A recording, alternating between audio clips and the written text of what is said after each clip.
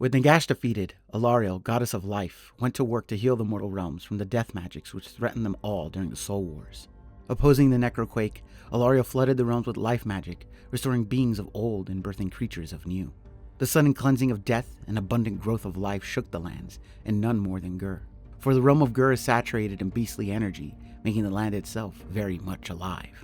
With the influx of life magic, mountains and tectonic plates shivered and split with growth. Twinhorn Peak, mightiest of Gur's mountains, split apart, revealing a now shattered prison. This jail cell was placed by the Seraphon known as Lord Croak to imprison a genocidal enemy known as Kragnos. With his prison now ruptured, Kragnos rose from the rubble, a god of destruction in his own right.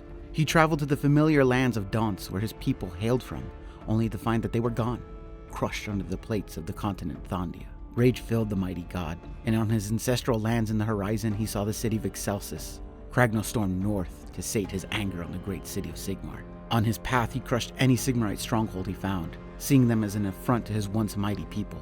Aurochs, Megagargants, and Grots found strength in Kragnos' rampage, and followed behind his calamitous stomps, forming a great wall. The city of Excelsis was ill-prepared for the destruction coming their way, for they faced internal threats. Spellcasters were being persecuted in the city, leaving its magical defenses in disarray. The Skaven invaded from beneath the streets, and Morathi's ascension to godhood had inadvertently birthed the twin demons Dixessa and Sinessa within Excelsis. The city was in shambles, repelling Slaaneshi cults and Chaos minions when their outer walls buckled under the weight of Kragnos' sudden appearance. The armies of destruction flooded into the city and blindly rampaged through the streets. When the ogre mercenaries that were hired to defend Excelsis betrayed the city, it seemed as though Excelsis was destined for doom. Aid came from Lord Croak and his Seraphon army, and a newly anointed goddess Morathi Kane with her elfin soldiers. Lord Croak opened a portal with a fresh city of hated foes which Kragnos happily leapt into. Morathi Kane forced Exessa and Sinessa to flee Excelsis and recoup elsewhere. The city had been saved, but left near ruin.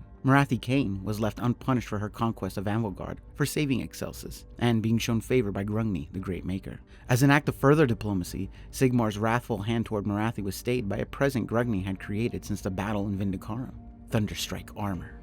A new set of armor which could pierce through Be'lakor's cursed skies, and allow Stormcast to return for soul reforging upon death. Kragnos continues his rampage through Gur, amassing an even greater army of united greenskins and gargants. Sigmar realizes the power which Kragnos possesses, not simply through raw strength, but the presence he commanded towards the greenskins, a presence not felt since Gorka Morka disappeared. A new era of war had begun, one of blind violence and rampage with no purpose other than to cause mayhem. This was a time known as the Era of the Beast.